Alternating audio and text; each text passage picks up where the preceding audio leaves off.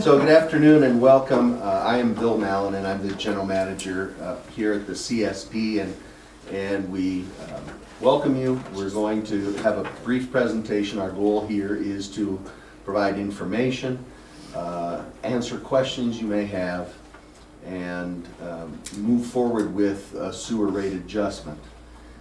With us today is our staff. Down on the left is Hamid Jones. Hamid is our Administrative Services Director. Christy McEwen, she is the assistant to the GM and the clerk for the board. Jason Parks is the supervisor for the wastewater operations. And Megan Clark is our communications specialist. And Dave Van Wagner here in the front row is our Public Works Director. Real quickly, the district has prepared a rate study for the sewer system and to talk about what is needed for the system. We presented this to the Board of Directors at their last meeting, and as we had done with our water rate adjustments about a year ago, we're having a series of these informational meetings to educate and inform, and actually to ask you if we've made any kinds of mistakes or something in our report that people can find. Please let us know, because at their March meeting next week, we'll be providing them with a copy of this with whatever appropriate revisions that go into it. So we understand about the impact of the increases. Nobody likes it. So, you know, the affordability question or so on isn't necessarily what we're looking for. What we're hoping for is if there's a glitch in our study, please bring it to our attention so we can correct it as it goes to the board next week. So this is to inform you about the goals of the study. We can talk about the results, the recommendations, and then again, get your input, feedback, answer your questions. And let me say, if you would please, as you have questions, if you'll save them until the end of the presentation, we appreciate that. That means we can get through our materials and then we'll take whatever questions you may have. Thank you and welcome. Okay, so the first item we wanted to do is give everybody a little bit of background on our wastewater treatment system. Originally, when Bear Valley Springs was developed as a community, the area on the west side of the valley was not able to have septic systems like the rest of our community. And as you'll see here, the water table is very near to the ground surface, and so it was incapable of having septic fields. So a sewer plant was built back in 1972, and it was sized only for a portion of the area that we now have down there. You'll see there was 358 connections back in 1991. Fast forward almost 30 years, we have almost 500 single-family homes on the system. Fast forwarding from that point, that wasn't a large enough plant, and unfortunately they had some problems with their waste discharge. As you'll see, there was a cease and desist order issued back in 1992. Part of that report cited the district for discharge of partially treated wastes into Sycamore Creek exceeding our effluent limits and overflows of partially treated or raw sewage. So the district embarked on a new plant, which was completed back in '95. It is a 250,000 gallon per day plant, and it cost $2.8 million. I'll just interject, that is probably the district's most expensive asset of all of what we do. Roads are 110 miles will greatly exceed that, but as a facility of any sort, it's our most expensive asset. Additionally, back in 2006, we added some sludge drying beds for about $625,000. And so today we have our system, which is a tertiary treatment plant because it discharges into Sycamore Canyon, so our standards are relatively high, as well as we use the effluent for irrigation at the golf course, so there is potential human contact. So again, we have a very high standards that functions through a flocculation, sand filtration, and then disinfection before we dispose of it. The study had some basic goals. These are very similar to the goals that were in the water study last year. The first was we are running in the red on our operations. So one of the first things to look at is getting enough revenue to fund what it is we have to do. Secondly, there are some covenants that we are obliged to fulfill that we have not been fulfilling. And what that is we borrowed money, as I noted, the 2006 beds, the sludge drying beds. So we still have debt, and the covenants require us to have 110% of our debt service payments in our funds. And so we've been not complying with that. So another goal is to have enough to do that. Thirdly, the capital for an ongoing system, making sure that when the time comes for us to replace pieces of the system, that we have an adequate source of revenue to do that.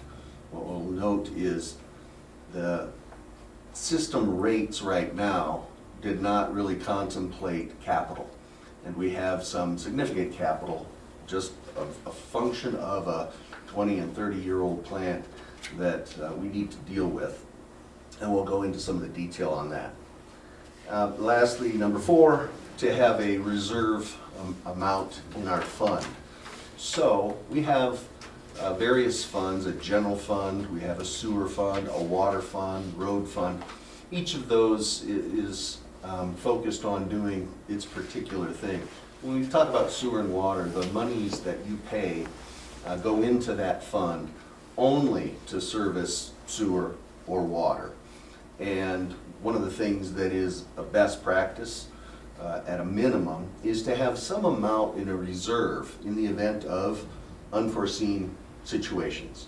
Emergencies, things break, things happen.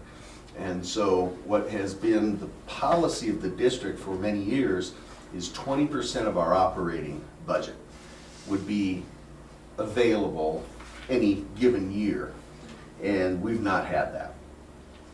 So as we sit today, we are on a trend to actually deplete the reserves. We're running at a deficit of over $200,000 a year. And lastly, we'll talk about this. We've tried in several different ways to try to minimize the impact. We understand the sewer utility and the rates and the costs for that for you, for our residents. And so we've done what we can, and we can talk about that, to try to minimize the increase as best we can. So goal number 1, as you'll see here, the operating revenues are the green bars, and they approximate about $500,000 a year. The last rate adjustments were in 2012, and then prior to that, 2008.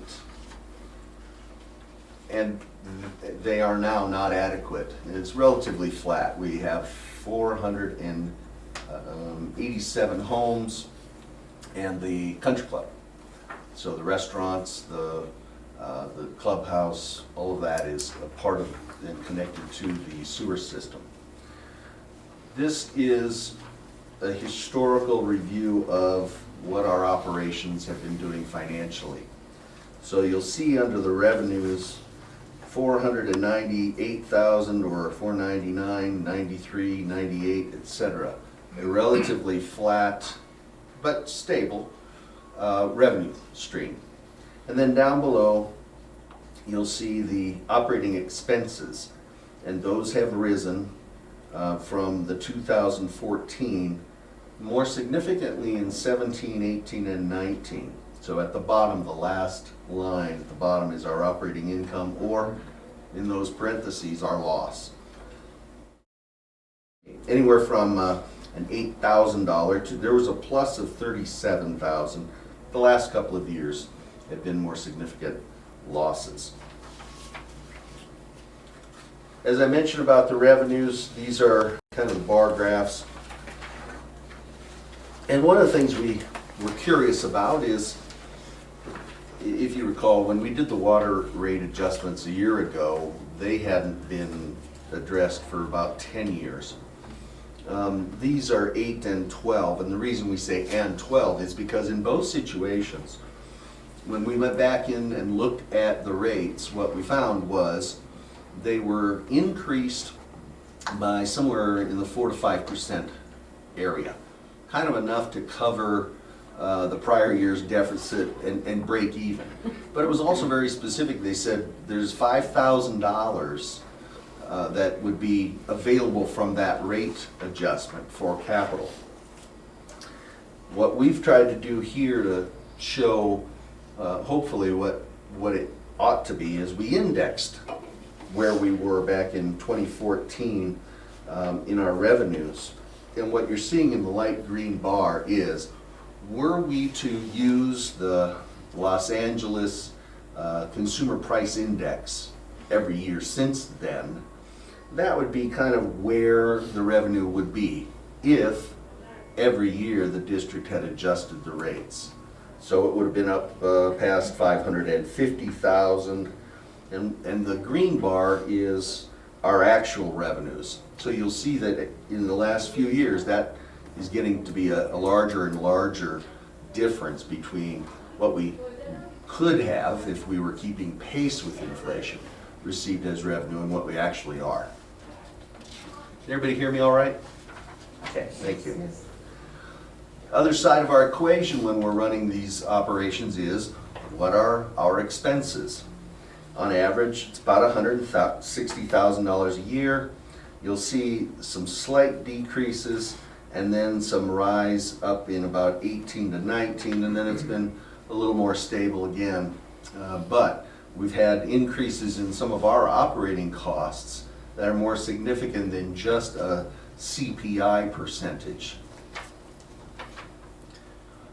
One of the things that we found, and again, this study, folks, is on the website if you'd like to take a look at it. One of the things that we recognized was probably the major contributor to our situation in the expense portion is that we added some staff. So this shows you that the state requirements for us to operate this treatment plant requires a chief plant operator, which is a grade 3 or higher. You have to be certified by the state of California as a wastewater plant operator. They have grades from 1 to up to 5, I believe. Is that correct? 5. And again, Jason is our resident chief plant operator. Then secondly, you have to have an operator in charge, a grade 2 or higher, to fill in when the chief plant operator is not available or is on leave or something like that. And so for many years since we built the plant, we operated with just those 2 positions, which didn't get us enough time to keep up with regular routine. And in fact, and Jason can talk about this, we would contract with the city of Tehachapi. Jason actually worked for the city of Tehachapi back in those days and recalls coming out here to assist the district because they didn't have the required people on board, and so we contracted and took care of it that way. And then you'll see from March of 2013 until May of 2016, we actually only had 1.5 of these positions. The half being a retired individual, and under our state retirement system, CalPERS, you can work 960 hours in a year as a retiree, an annuitant, they call it. That's what this gentleman was. So he was kind of half-time, and then we had a grade 2 And I think that's operator In charge. in charge. And so, long story short, we were not in compliance, and then we hired Jason, and we had a Jason and a grade 1, so we weren't in compliance. We hired a grade 2 so that we would be in compliance. We now have 3 employees. That is the most significant increase in our expenses over the years. And so, but the good news is, because of that, we have more available time to do the routine maintenance. One of the more important pieces of operating a sewer system is not just the plant, it's the pipes that are collecting it from all our homes and from the businesses. Those need to be cleaned regularly. So we didn't have the proper equipment and we didn't have the manpower to keep up with that. Back probably 16, we bought a jetter, it's called. So it's a high power water machine, and that's what we use to clean the lines and flush them basically with high pressure. And what that does for us is keeps things from building up, because when they can build up, things go down there and roots can get in and begin to create blockage. Blockage can back up. So if you've ever heard of anybody have a sewage backup into their home, it's a terrible thing. You never want it to happen. And you have to keep on top of the system or it could happen. And that's a huge liability for the district, as well as a huge, not even inconvenience for whomever that could happen to. So now we have a regular schedule for cleaning the lines as a part of operating the system. The second goal we identified was our annual debt service payment and the 110% of that. And really what this will show you is up until about 2017, we were okay. The blue line is what the requirement was. In prior years to 17, we were covering that, if you will. But since then, it's been below what's been required and would continue to stay below what's required. One of the things that causes then is for the bankers who loaned the money to the district to come back to us, and this did happen with our water system, and say, you're not maintaining this. You need to then create a rate stabilization fund, which they then cause us, and we've accepted that obligation because it's ours on the water system, and take some money and put it into a separate fund in the event you need it to pay us. We know it's there. So we really don't get to escape the requirement of having funds available for this debt service, but that is something that we've included as a goal because it's our obligation. You'll see here on the next slide that with the proposed rates going into effect, that we would easily cover that requirement. The third goal we identified was ongoing repairs and replacements. We call it a CIP, that's a capital improvement program. Things in excess of $5,000 generally are capital, and they're intended to last for a long time, but they cannot usually last indefinitely and or forever. And so without having any funds over the last 8 to 12 years for capital, we have a number of things that are due to be replaced. And part of what we've included into the rate structure that's being proposed is enough to fix the things that are on the list over a 5-year period. So without that, it's frankly a planned repair or replacement is more cost effective than an emergency repair or replacement. So we're using the funds more efficiently if we plan for it. The other 2 items are compliance issues and potential fines and penalties from compliance issues. So there is a very strict set of operating rules by which Jason and the team have to operate the plant and the system. And if we have failures, it can result in thousands of dollars in fines. So by keeping our equipment up to date, we can hopefully avoid that from happening. A couple of pictures of things that have been in the system, and kind of just an illustration.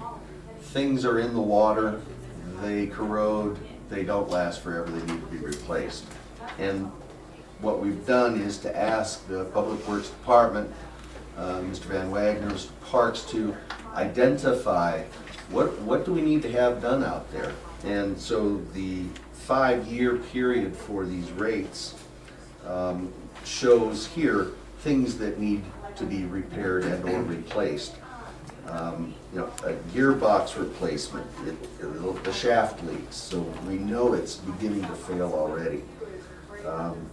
We have a security plan, safety lighting, which somewhat coincidentally was brought up by the grand jury in their report on our operations this past year, and so on. A SCADA system is an automated or computerized system that the operators can use. It gives you alarms and alerts. It allows you to remotely control some aspects of the plant, the motors and pumps and things. This plant doesn't even have one, and I would tell you all my travels in other cities, they all do have it. I think it's more standard equipment, but we don't have it, so we've included that as well. And so on. You'll see sand filters, they're getting old, they need to be replaced. And so on. A lot of them are not hugely significant. They're 15,000 or 6,000 or 12,000, but they do add up. And so over the course of these 5 years, we have on the average $160,000 per year in things that need replacements. And the rate structure now, as I said, had only factored in about $5,000 a year. So these proposed rates would fund these repairs and replacements. Goal number 4, the reserve fund, the rainy day fund, having something available in the event there's an emergency. Our policy is 20%, and what you'll see is effective at about 2021, not only do we not have it, we're in the red, and getting deeper as the years go on. Anticipating, and we've modeled this, we can talk about that with the study, but this would return the fund back into a stable fund. Pardon me. This shows you going out the last 5 years, and importantly will show you the analyses of the fund, where at the end of the 5 years we meet the goal. Now along the way we'll dip a little bit below. That's acceptable with a plan. Goal number 5 is to try to do this with the lowest practicable increase.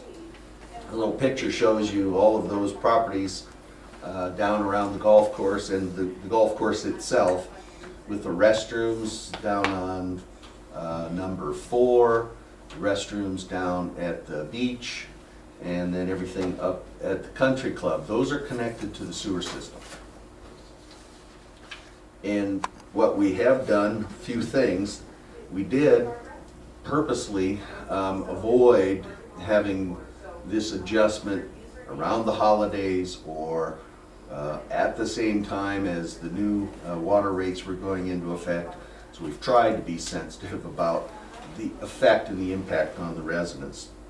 The capital improvement plan, as I said, is 5 years out.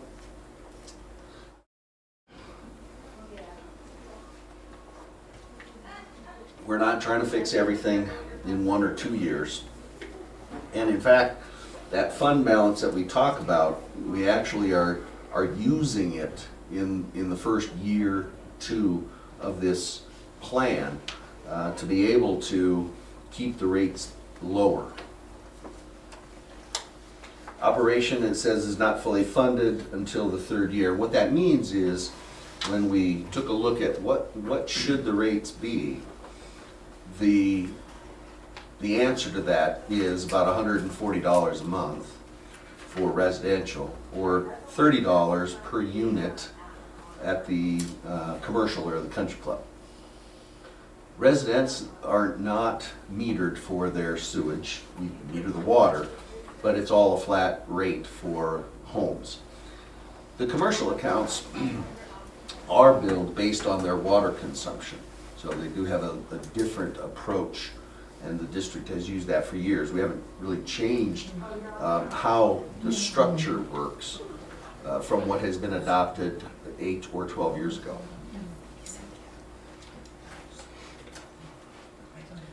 Some of the things we tried to do in looking at this and to have the conversation is, what else can we do? Can we reduce the expenses? Well, we've had relatively stable expenses, and I think even we've managed to reduce our operating budget in this current budget year, but it doesn't really give you a lot of funds available to reinvest in maintenance and repairs. We could reduce staff. Unfortunately, we've done that in years before.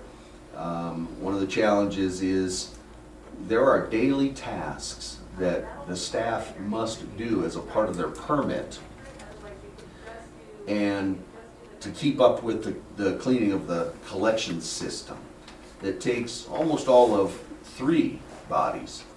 And so we really don't have a great deal of available time, much less reducing that staff. We wouldn't be able to keep up with the maintenance that we've been doing now for a few years.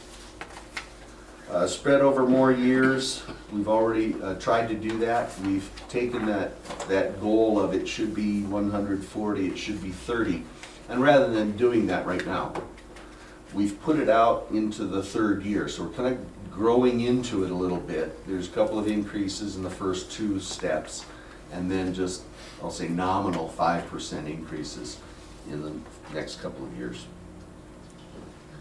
We could look to subsidize it with general fund monies, and again, in government accounting, our general fund is what we use for our police, it's for our general operations. That's not a sewer or a water or a road operation. And the board has discretion to spend those dollars on your behalf. However, with the utilities, they are supposed to be self-supporting. They're supposed to pay for what it costs to provide that service, whether it's the water system or the sewer or even the roads. What this graph is intended to show is where our fund balance would go if we used that option. In a few years, we would not be able to support it any longer, and even in the first year, it would take our general fund below its reserve requirement that has been set by the district. That is 25%? It's actually 50%. 50%, okay. So, not necessarily viable. Our conclusion for you is we need to raise the rates. And we've gone through the analysis to address how much and why. We need to continue our operations, need to pay for capital items. We need to have some reserve for the future. And one of the things, this did come up in our water rate discussions last year. To the extent that we as a community and the district as our government is borrowing money, to have a reserve, an adequate reserve, helps to support the notion if we're going to borrow money from someone, a bank, they're going to look at our financial stability. And obviously, interest rates can rise and fall depending on our financial strength. But it is also possible we may not be able to secure loans if we don't have some sort of reserves and financial stability. So it has another purpose out there for the future in the event we need to do something of a large scale. And when we borrow, we should be talking in, $500,000, $1 million ranges for whatever it is. But I'm just saying there's another purpose that those reserves serve.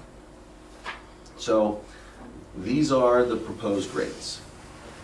And the first initial rate is an increase of 35%, $26.84.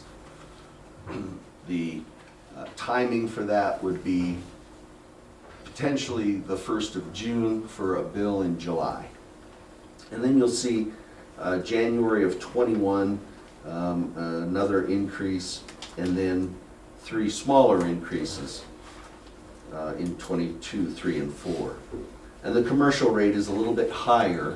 One of the things we did in the study was to analyze the usage of the country club, the commercial accounts. And there's been a slight change in the ratio between the residential and the commercial. So their increase is just a little higher than the residential's. But again, they're paying their fair share. It's billed and metered a little bit differently. We use their water usage to determine how much they pay.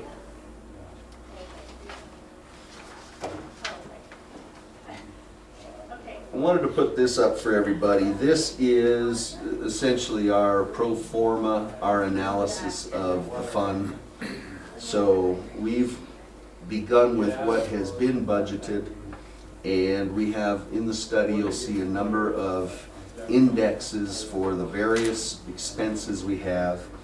And then as we put this together, you can see down on the fixed monthly rate, the second line down. So those are the monthly amounts and the increases and so on. But the important part gets down into the revenues. So we've indexed and anticipated what costs would be. Our operations, like many other businesses, but we have increasing costs, personnel costs, healthcare costs, and insurances and things. And those go up most every year. Health insurance goes up every year, and it goes up by a pretty good percentage relative to the CPI in general. We all may be experiencing those things, but as an employer, it's a majority cost for us. Our employee costs are 70 to 80% of operations generally. So this shows that bottom line, you'll see our increase in operating revenues, and it just about doubles. Then we get into our expenses. You'll see our salary and benefits. Once we've now accounted for having the staffing that began back in about 2016, now it's on a pretty level slope, if you will, of increases. Then we get into operating incomes. There's some miscellaneous revenues. One of the revenues that is in here,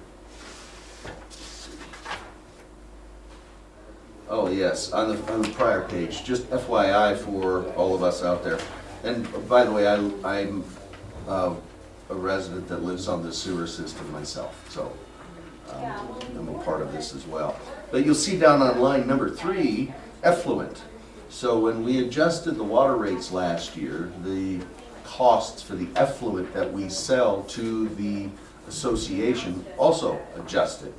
And so we've connected that revenue stream from those rates, and that is a part of the revenue to offset our costs. Down here, we highlighted some things because it's in the report, but to show you when we get into our net results of operations. I think it's one before, Christy. All right, bottom left. You'll see that right now we're intended to have a pretty good sized negative. That's in the salmon colored box. But then this is the projections, and you'll see our net results of operations begins to climb over the next few years. Okay, now let's go to the next one. as we do the study and we are trying to meet those goals, the one that really kind of stands out at the end of it all becomes our reserve fund. So we can cover our operations. You'll see, fourth line from the bottom is the capital projects, and I mentioned it averages 160,000. So over the course of the next 5 years, we have 160, 150, 180, 200. So those are also funded from this revenue stream that we're talking about. And the bottom line is the variance. So we identify what our ending fund balance should be, targeted fund balance, and what is it actually, the line above. Our goal as we go through these, and I can tell you, Mr. Jones and I have spent a fair amount of time working through and trying to make this fit. We get there in the 5th year, and you'll see we have $4,000 to the good in excess of that reserve requirement. And in fact, we are above the minimum reserve, but then we fall below for years 3 and 4, those pink to the pink salmon, I guess, to the bottom right. So we actually do kind of violate that policy, if you will, for a couple of years. That's because the capital in those particular years, if you look up above, is at 180 and 200. We've tried to push some of the capital out a little bit, and we feel comfortable we can do these things. And I would say to the board that, and to you, this is an acceptable deviation from where we ought to be, because it shows then that we do rise back up and satisfy that policy. So that's what the pro forma looks like, our financial analysis of the fund. Where we go from here, we have arranged for 4 of these meetings, and we'll conclude that Saturday. Then the board will get a report from us at staff level, taking whatever substantive kinds of changes to the report are in order, and they would accept that and set a public hearing for the residents. Prior to that, because this is a Prop 218 type process, you may be familiar with this from the water rate adjustment. If people object to the proposed rates and file a written objection with the district, if there are 50% of the properties plus 1, the board can't move ahead with those rate adjustments. And if we don't have that objection, which is what happened with the water rates, then the board can move ahead with the adjustments. And that would be on May 14th. So we give 45 days notice. We'll be sending something out to everyone with information and explaining how the process works. And if there's no objection and the board approves the rates, again, they should be effective on the 1st of June. You would see them on your July billing. And this is the opportunity for questions that you may have, any input. And I would ask you if you could please come to the microphone. I don't know if you folks all know Greg Hahn. He's on our board of directors, and he's videotaping this so that we can also share it on our website. Again, part of just keeping people informed or more informed. So, please. I guess introduce myself. I'm Mark Earley. My wife Peggy's with me. 29551 Trinkedoons. Thank you. Neighbors. And this was more of a process. I just wanted to ask. Well, first of all, thank you. Well presented, articulate, a lot of information. And I probably digested only 10% of it. But I wanted to ask if we have questions or amendments or suggestions, how best to get that to you. You can send it to me. You can email me for our purposes here. My email is bmalinen@bvcsd.org. So I would be glad to get that. One of the things we've done with our water rate that we anticipate doing here again with the sewer rate is frequently asked questions. So if you followed last year's process, probably more of it was on the social media, Facebook and Nextdoor. We use those along with our website. So if you need anything, go to our website and it should be there. But we would take your questions, comments, concerns, input. And particularly what I'm looking for is if you can crunch through this, if it doesn't make sense, if you think we could have done something slightly differently that would have had a more positive effect on the residents or something, let me know. And because we'll take a look at it. As an example, we had a resident propose some different water rates last year that felt that would work. The challenge for us is once we put it into our model, our financial modeling, it did not work. It didn't satisfy the goals. So we are trying to, again, meet those certain goals. And maybe there's a little bit of room, but if we've got a flaw in there, I'd really like to see those. Great, thank you. Thank you.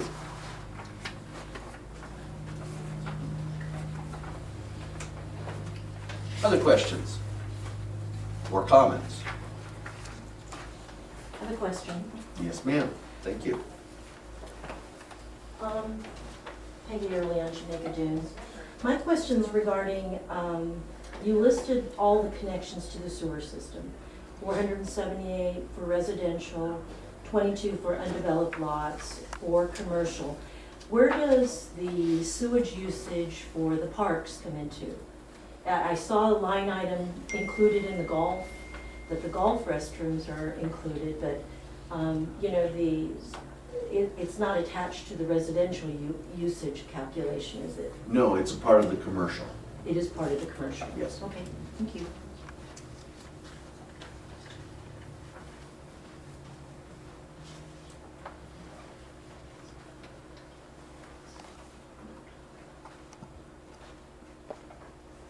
Anyway, otherwise we can wrap up, and if you again would like to forward something, you certainly can mail it, you can email me, and we'll be appreciative of all the information you can share back with us.